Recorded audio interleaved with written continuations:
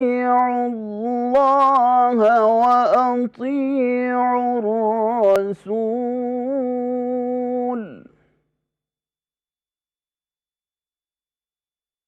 أطيعوا الله وأطيعوا الرسول وأولي الأمر منكم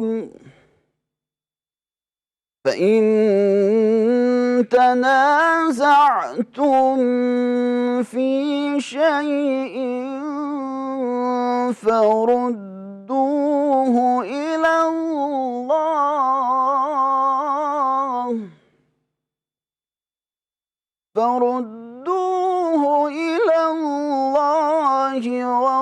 والرسول إن كنتم تؤمنون بالله واليوم الآخر ذلك خير وأحسن تأويلا صدق اللہ العظیم۔ ارشاد باری تعالیٰ ہے، مومنوں خدا اور اس کے رسول کی فرما برداری کرو اور جو تم میں سے صاحب حکومت ہیں ان کی بھی، اور اگر کسی بات میں تم میں اختلاف واقع ہو تو اگر خدا اور روز آخرت پر ایمان رکھتے ہو تو اس میں خدا اور اس کے رسول کے حکم کی طرف رجوع کرو، یہ بہت اچھی بات ہے اور اس کا مال بھی اچھا ہے۔ وآخر دعوانا ان الحمدللہ رب العالمین۔ خواتین و حضرات، وزیر اعظم اسلامی جمہوریہ پاکستان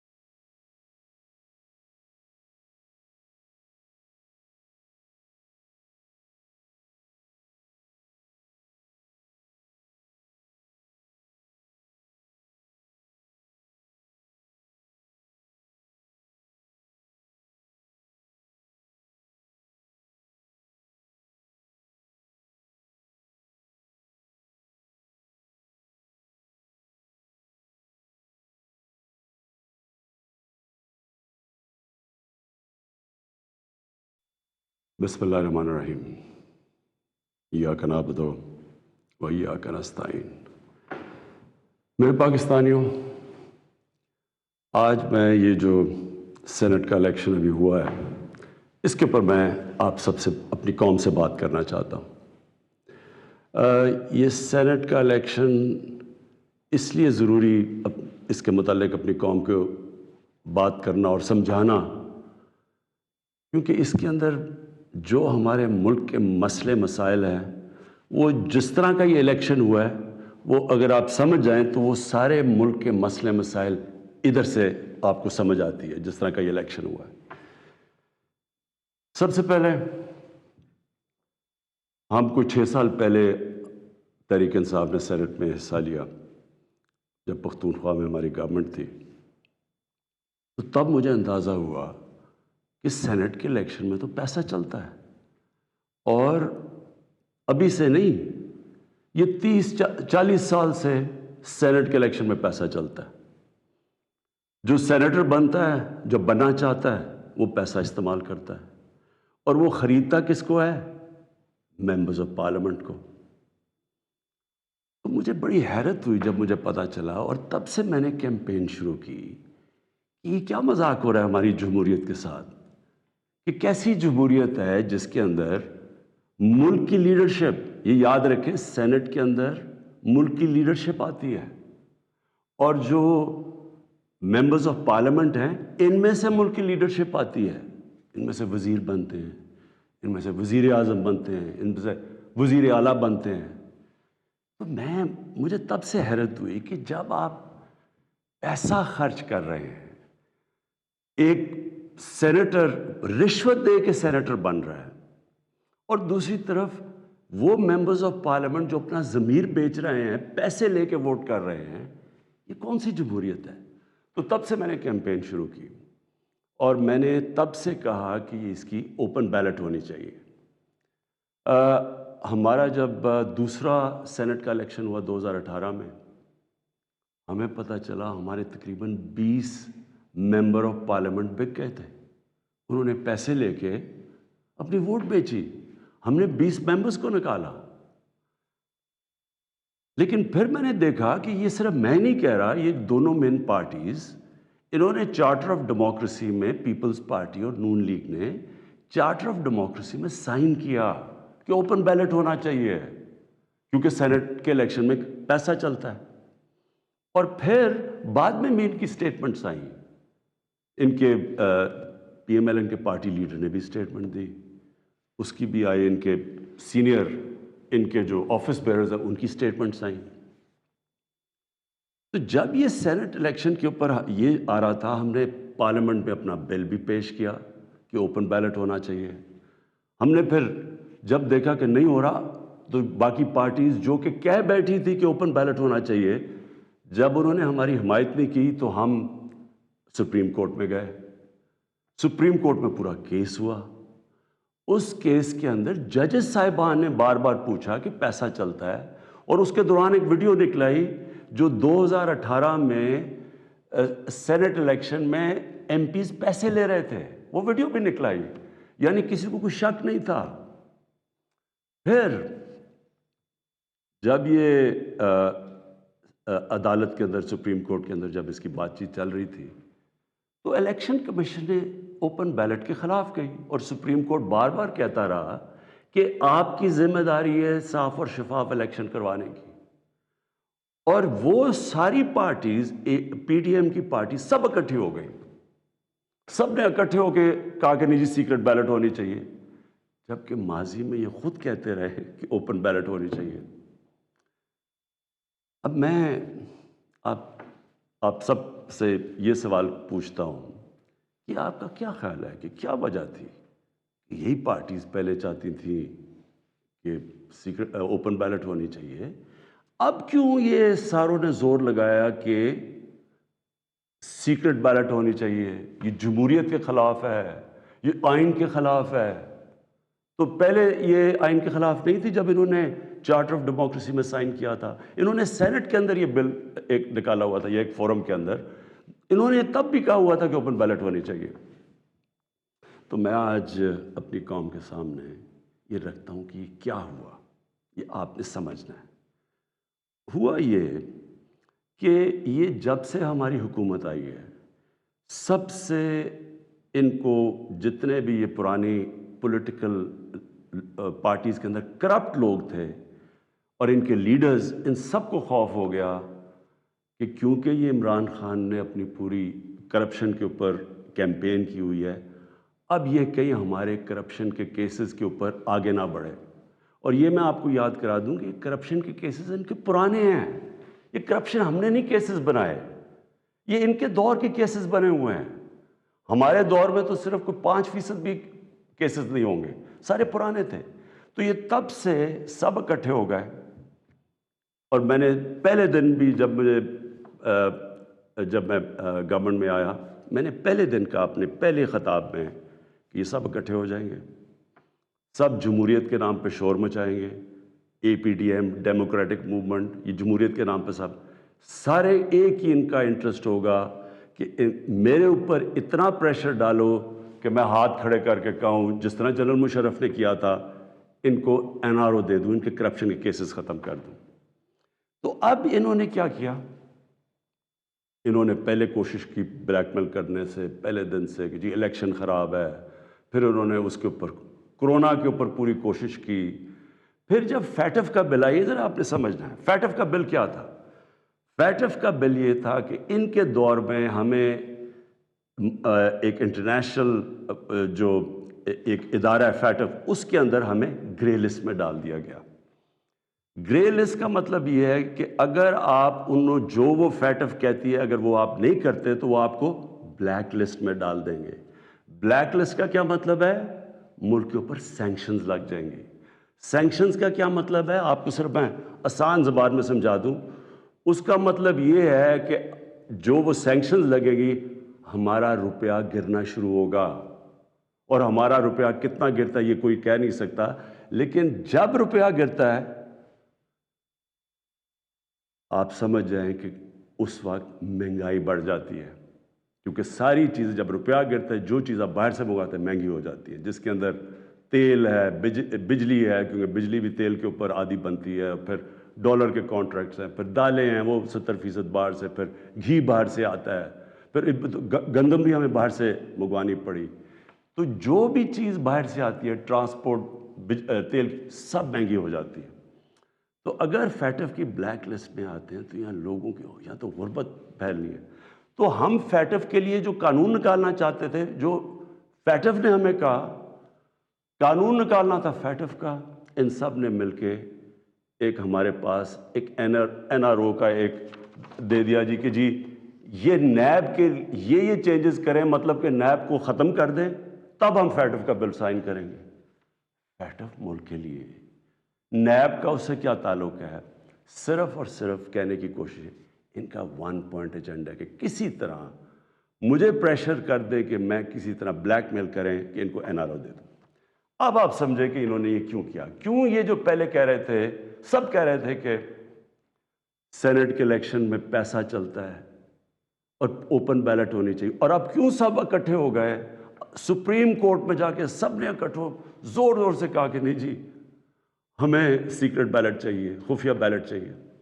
اس کی وجہ یہ تھی انہوں نے یہ پلان کیا کہ یہ جو ہمارا الیکشن تھا حفیظ شیخ کا اور یوسف رضا گیلانی کا، اس میں انہوں نے پورا پیسہ چلانا تھا، پوری کوشش کرنی تھی کہ ہمارے ممبرز توڑیں، ان کو پیسے دے کے اپنے ساتھ ملائیں، اور کسی طرح وہ الیکشن جب وہ حفیظ شیخ نے ہارنا تھا تو اس سے کیا سامنے آنا تھا کہ جی عمران خان کی پارلیمنٹ کے اندر میجورٹی ختم ہو گئی، اور میجورٹی ختم حالانکہ ووٹ آف نو کانفیڈنس تو نہیں ہے، لیکن جب یہ ایک دفعہ آ جائے کہ جی عمران خان کے ممبر ادھر جا سکتے ہیں اور ان کے ممبر زیادہ ہو گئے ہیں، یعنی ہمارے ممبرز ان کے ساتھ چلے گئے ہیں، اس کا مطلب کہ اگلا سٹیپ یہ ووٹ آف نو کانفیڈنس لے آئیں۔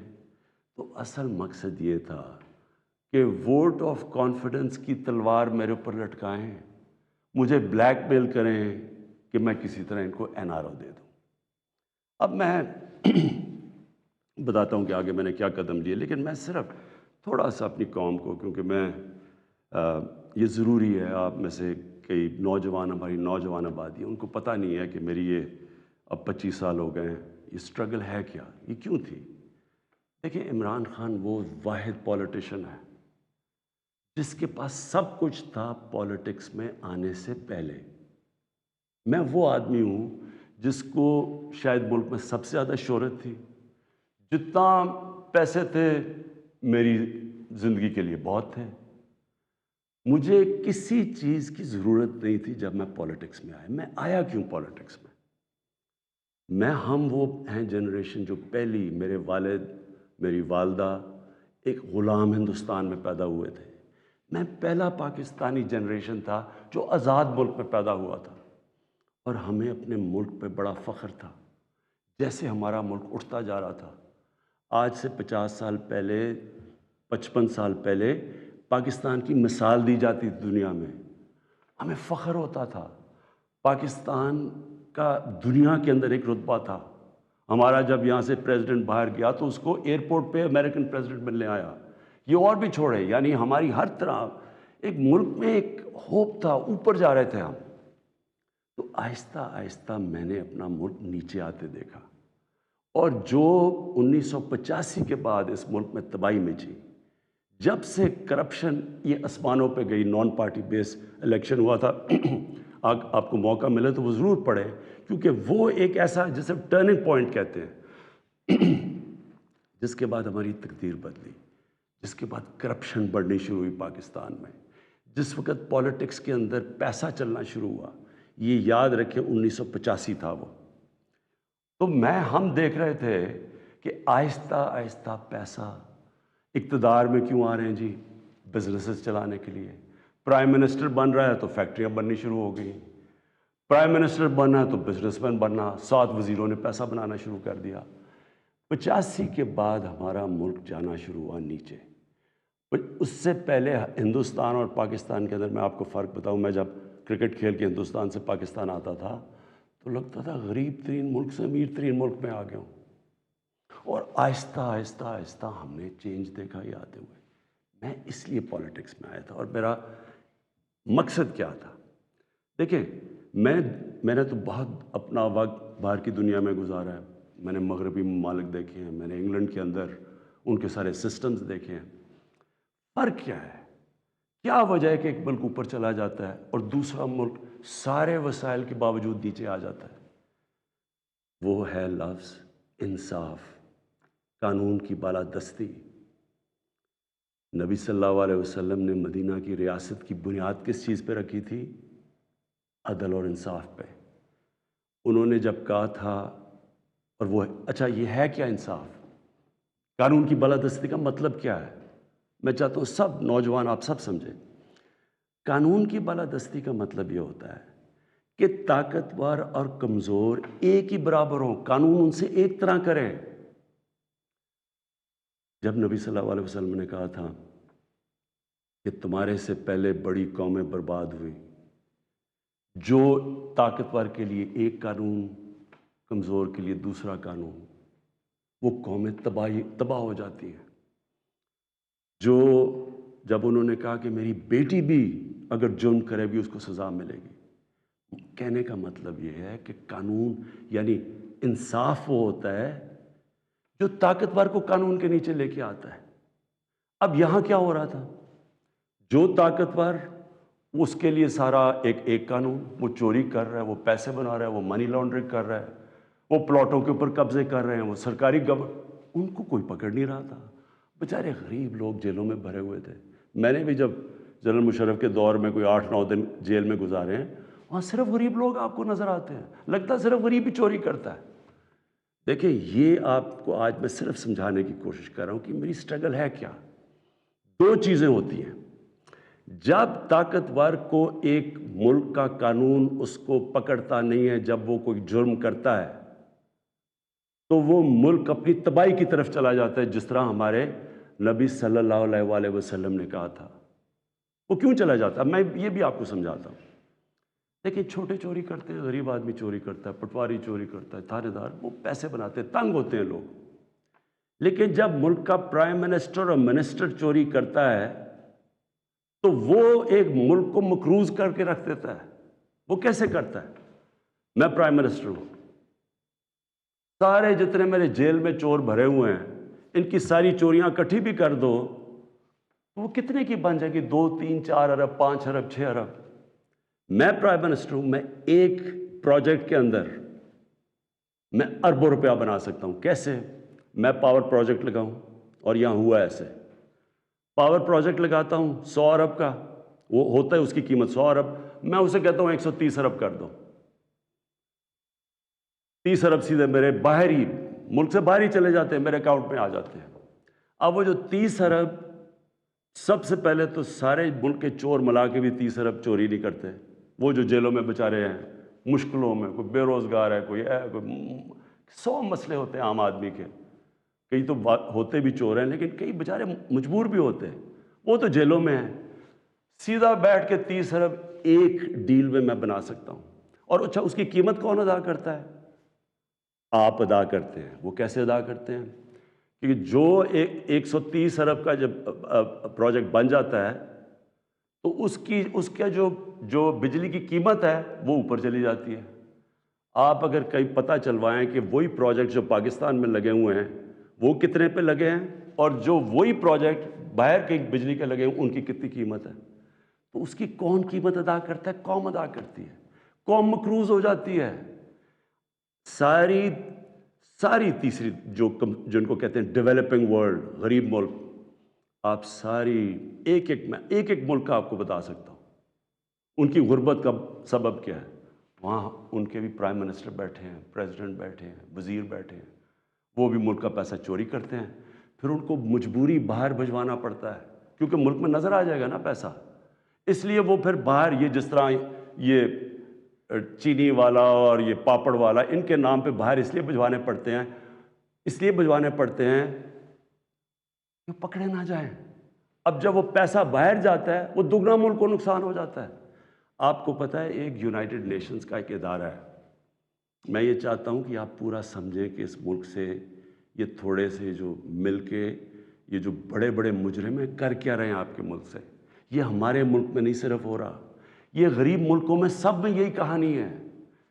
جو ایک ادارہ ہے اس کو کہتے ہیں فیکٹ آئی، یہ یونائٹڈ نیشنز کا ادارہ ہے۔ یہ کیا کرتا ہے؟ یہ پوری طرح ریسرچ کرتا ہے کہ غریب ملکوں سے پیسہ امیر ملکوں میں کتنا پیسہ جاتا ہے، یا آف شور اکاؤنٹس میں کتنا جاتا ہے، یا بڑے بڑے لنڈن اور نیو یارک میں بڑے بڑے غریب ملکوں سے لوگ جو گھر خریدتے ہیں وہ اس کی سروے کرتا ہے۔ اس کے مطابق ہر سال 1000 ارب ڈالر غریب ملکوں سے امیر ملکوں میں جاتا ہے، آف شور اکاؤنٹس میں جاتا ہے۔ یہ فیکٹ آئی کی رپورٹ ہے۔ آپ کو پتہ ہے ہمارا سارا 22 کروڑ لوگوں کا بجٹ کتنا ہے؟ مشکل سے 60 ارب ہے۔ ہم 22 کروڑ لوگ جو ہیں، ہمارا سارا بجٹ 60 ارب ہے، تو 1000 ارب غریب ملکوں سے جاتا ہے۔ ایک 10 سال پہلے رپورٹ آئی تھی، پاکستان سے 10 ارب ڈالر منی لانڈرنگ ہو کے ملک سے باہر جاتا ہے۔ تو یہ ہو کیا رہا ہے؟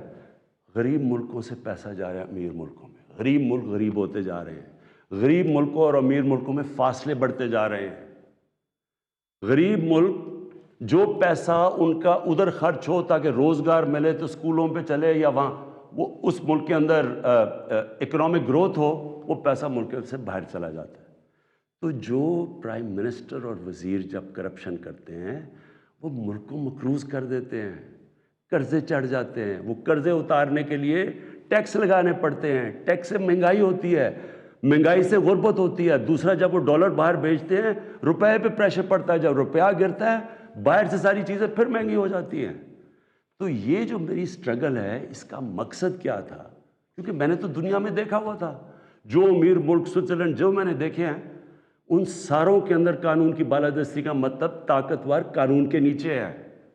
ہمارے ملک میں آپ نے تماشا دیکھا، جنرل مشرف اتنی طاقت اس کے پاس، فوج اس کے نیچے، عدلیہ اس کے نیچے، اپوزیشن وہ نہیں۔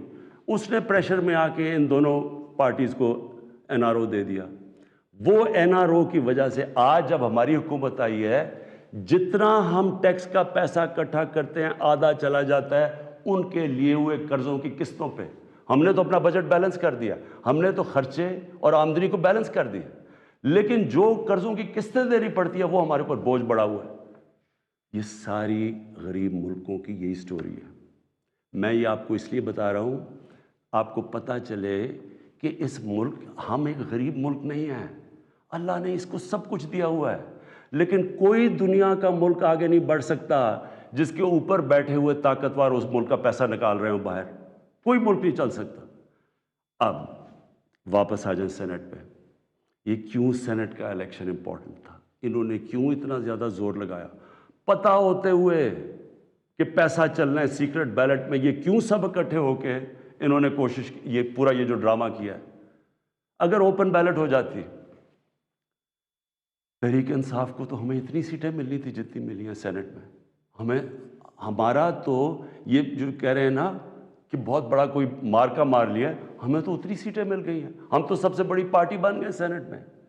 لیکن انہوں نے جو سارا ڈرامہ کیا ہے وہ ایک حفیظ شیخ کی سیٹ کے اوپر، اور سارا جو پیسہ لگایا ہے، جو یوسف رضا گیلانی کا پیسے بانٹ رہا تھا شام کو، لوگوں کی ضمیر خرید رہا تھا، اور وہ جو میں نے جب اپنے MNA سے جب میٹنگ کی، ہماری خواتین نے ہمیں بتایا کہ جی ہمیں کال کر کے آفرز مل رہی تھی، کوئی ہماری پرانی PTI کی وہ کال کر کے کہہ رہی تھی 2 کروڑ سے بولی لگ رہی تھی۔ اب میں الیکشن کے مسئلے سے تھوڑا بات کرنا چاہتا ہوں۔ دیکھیں، الیکشن کمیشن آپ کا بہت بڑا رول ہے. آپ کی سب سے بڑی ذمہ داری صاف اور شفاف الیکشن ہے. یہ آپ کی آئینی ذمہ داری ہے. پہلے تو مجھے یہ نہیں سمجھ آئی کہ آپ نے عدالت میں کیوں جا کے کہا کہ جی خفیہ بیلٹ ہونی چاہیے. مجھے یہ بتائیں، کوئی آئین اجازت دیتا ہے چوری کرنے کی؟ رشوت دینے کی کوئی آئین اجازت دیتا ہے جو 30 سال سے ہو رہا ہے؟ پھر جب آپ کو سپریم کورٹ نے موقع دیا، کیا انہوں نے آپ کو کہا کہ ہاں اس دن سیکرٹ بیلٹ کروا لو، لیکن اس کے بعد ان کی آئیڈینٹیفیکیشن رکھو بیلٹ کی کہ ہم مثلا آج پتہ چلوانا چاہتے ہیں جی ہمارے 15-16 لوگ جو بکے ہیں، میں ورڈ یوز کر رہا ہوں بکے ہیں، ہمیں پتہ تو چلے وہ کون ہے. آپ نے ان مجرموں کو بھی بچا لیا یہ سیکرٹ بیلٹ کروا کے. آپ نے ہماری جمہوریت کو نقصان پہنچایا ہے. مجھے بتائیں کون سی جمہوریت ہے جدھر پیسے دے کے کوئی سینٹ بنتا ہے؟ یہ جمہوریت ہے؟ جمہوریت کا تو مطلب ہوتا ہے الیکشن سے لوگ اوپر آتے ہیں. یہ پیسے دے کے اوپر آنے کا یہ جمہوریت ہے؟ دوسرا مجھے بتائیں کہ جو ہمارے بچے ہیں، ہمارا ایک نوجوان آبادی ہے، ہم کیا ان کے لیے مثال سیٹ کر رہے ہیں؟ سارے ملک کے سامنے پیسے چل رہے ہیں، وہ ویڈیو چل رہی ہے پیسے کی.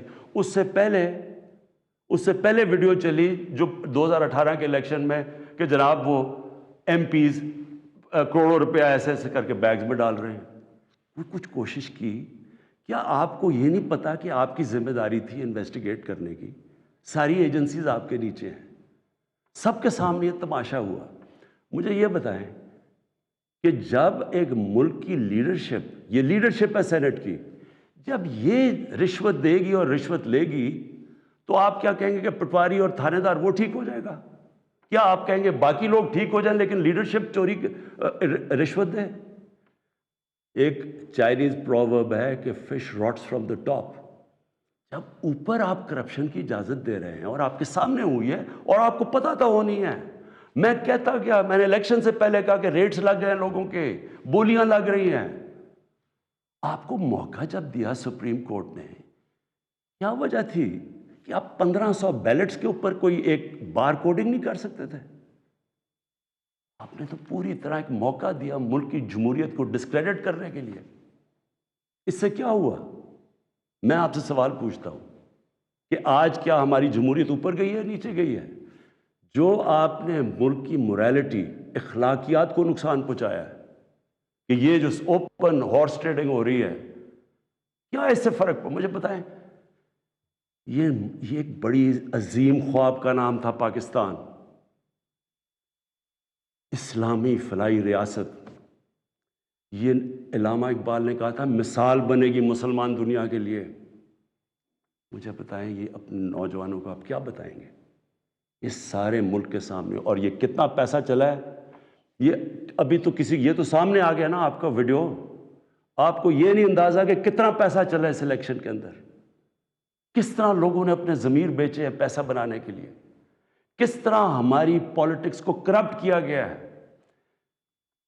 جو کروڑوں روپیہ خرچ کر کے سینیٹر بنے گا وہ حاتم طائی ہے، وہ آ کے ملک کی خدمت کرے گا، وہ یہ پیسہ کدھر سے ریکور کرے گا؟ پھر کہتے جی کہ دیکھیں جی کرپشن بڑی بڑھ گئی ہے ملک میں. کبھی قانون سے بھی کوئی کرپشن ختم ہوئی ہے؟ مجھے بتائیں کبھی کوئی قانون بنا کے یا لا انفورسمنٹ سے کرپشن ختم ہو سکتی ہے؟ کرپشن ایک معاشرہ ختم کرتا ہے، ایک قوم مل کے کرپشن ختم کرتی ہے. جب ایک قوم ایک میسج دیتی ہے کہ ایک جو کرپشن کرے گا، رشوت دے گا، وہ ہمارے میں سے نہیں ہے، اس کو لوگ شادیاں نہیں کروائیں گے ان گھروں میں، ان کو گوٹ پارٹیز پہ نہیں بلائیں گے. یہاں کرپٹ لوگوں کو آپ مین سٹریم میں لا رہے ہیں. اور میں یہ بھی کہنا چاہتا ہوں ہمارے وہ میڈیا کے لوگ، میں ان سے سوال پوچھتا ہوں، بڑے بڑے صحافی عدالت میں جاتے ہیں، عدالت میں جا کے کہتے ہیں کہ جی وہ نواز شریف کو تقریر کرنے کی موقع دینا چاہیے، وہ نیلسن منڈیلا تقریر کرے گا، ملک کو پتہ نہیں کیا فائدہ ہوگا. ایک آدمی سپریم کورٹ سے کنوکٹ، ایک مجرم جھوٹ بول کے ملک سے بھاگا ہوا، جس کے اوپر اربوں اربوں روپے کی چوری، اس کے بیٹوں کے اربوں روپے کی پراپرٹیز میں رہ رہے ہیں لنڈن، ملک سے کیوں بھاگے ہوئے جی؟ ہم برطانوی سٹیزن ہیں. وہ تو جی بکنگھم پیلس میں پیدا ہوئے تھے نا. کدھر سے پیسہ آیا ان کے پاس؟ یہ یہاں سے پیسہ چوری کر کے باہر بیٹھے ہوئے ہیں. وہ باہر بیٹھا ہوا ہے, اس کا منشی جو دماد ہے وہ باہر بیٹھا ہوا ہے, ان کے بچے باہر بیٹھے, سارے اربوں پتی ہیں, کوئی جواب. اور یہاں ہمارے صحافی کہہ رہے ہیں کہ جو اسے تقریر کرنے کا موقع دے. وہ کوئی جیل سے نکلتا ہے اربوں روپے کی کرپشن کے چارج, وہ جا کے پھول پھینک رہے ہیں لوگ اس کے اوپر. مجھے یہ بتائیں کیسے کرپشن ختم ہوگی؟ جب آپ معاشرہ جب ان کرپٹ لوگوں کو ایکسیپٹیبل کر دے گا.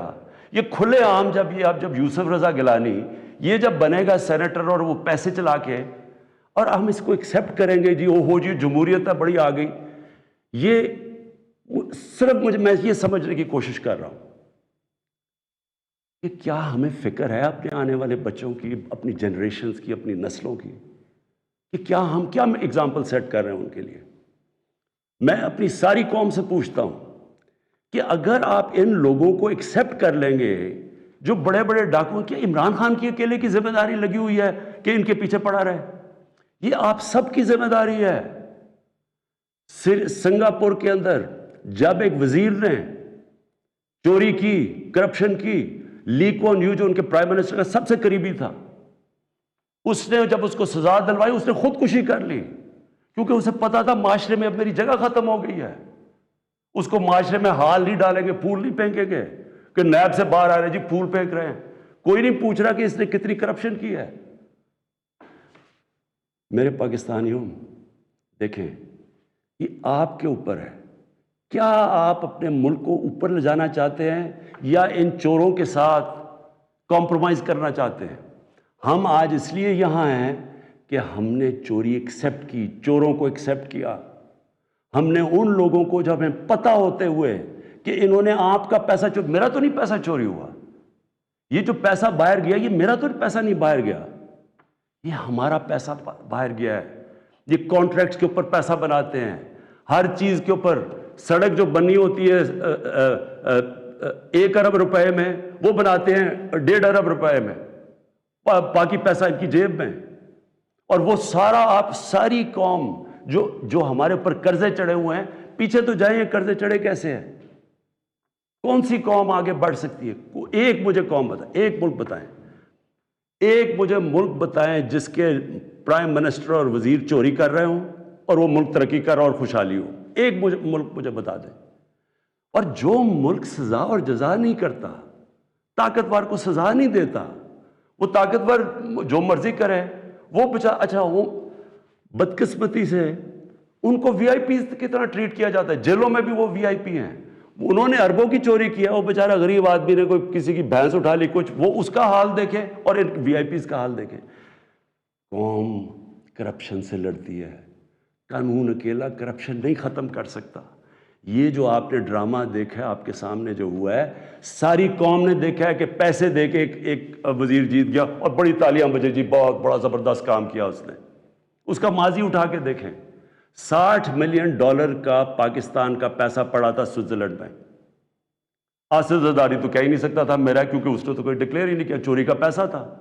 سپریم کورٹ اسے کہہ رہا ہے کہ لیٹر لکھو کہ پاکستان کا پیسہ سوئٹزرلینڈ کو واپس دیں. لیٹر نہیں لکھا. وفاداری جی, میں جی بڑا وفادار ہوں. کس سے؟ کسی انسان سے وفادار ہوں. پاکستان کا پیسہ سوچیں, 8-9 ارب روپیہ پاکستان کا باہر پڑا ہے, وہ آ جاتا, ہم اسے کیا کیا کر سکتے ہیں؟ اسکول بنا سکتے ہیں, لوگ ہسپتال, 100 چیزیں کر سکتے ہیں. لیکن جی اس نے وہ تو یہ اس کی سب سے بڑی ہے, اس پہ ڈسکوالیفائی ہوا ہے. آج بڑے زوروں شوروں سے جی سینیٹر بن گیا, جی بہت بڑی کامیابی ہوئی ہے. اب میں آخر میں اپنی آپ سے آخری جو بات کرنا چاہتا ہوں وہ یہ, ان کا خیال یہ تھا کہ میرے اوپر یہ نو کانفیڈنس کی تلوار لٹکائیں گے, اور میں کیونکہ مجھے کرسی بڑی عزیز ہے تو میں ان کو کہوں گا کہ جی ہاں جی ٹھیک ہے, میں آپ کو این آر او دے دیتا ہوں, یعنی آپ کی جتنے بھی کیسز ہیں آپ کو ختم کر دیتا ہوں. میں پرسوں کانفیڈنس موشن لے رہا ہوں, اسمبلی کے پاس جا رہا ہوں, کانفیڈنس اپنی اسمبلی کو کہہ رہا ہوں آپ بتائیں سامنے، کیونکہ وہ تو اوپن ہوگا نا اب. یہ آپ کا ڈیموکریٹک، میں اب اپنے سارے ممبرز کو کہہ رہا ہوں، یہ آپ کا جمہوری رائٹ ہے. آپ کہہ سکتے ہیں کہ جی ہم عمران خان کے ساتھ نہیں ہیں، میں آپ کی عزت کروں گا، ٹھیک ہے، میں نااہل ہوں، اتنا قابل نہیں ہوں. آرام سے ہاتھ کھڑے کرے کہ نہیں ہے، میں اپوزیشن میں چلا جاؤں گا. اگر آپ جیت جاتے ہیں میں اپوزیشن میں بیٹھ جاؤں گا. لیکن خفیہ طور پہ، ہاں جی ہم آپ کے لیے ووٹ کریں گے، پیسے لے کے کسی اور کو ووٹ کریں. آپ اپنی آخرت تباہ کرتے ہیں. خوف خدا ہونا چاہیے آپ کو. اوپر والا تو سب کچھ دیکھ رہا ہے، ہمیشہ فکر کیا کرے اپنی آخرت کی. تو میں کانفیڈنس لوں گا جا کے اپنی اسمبلی سے. اور میں آپ کو یہ بتا دوں، یہ اب میں ذرا مخاطب ہوں، یہ جو سارے پی ڈی ایم کے جتنے یہ بڑے بڑے جو ان کے جو یہ جو بڑے بڑے کیا ہیں، یہ جو بھی ہیں، آپ سب کو میرا یہ پیغام ہے. دیکھیں مجھے اگر پاور مری جاتی ہے مجھے کیا فرق پڑتا ہے.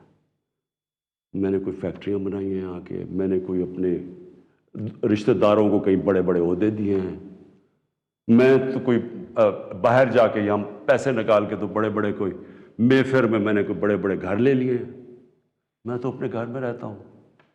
سوائے حکومت کا میرے اوپر پیسہ ایک ٹریول پہ اور ایک سیکیورٹی پہ، اس کے علاوہ سارے خرچے میں اپنے برداشت کرتا ہوں.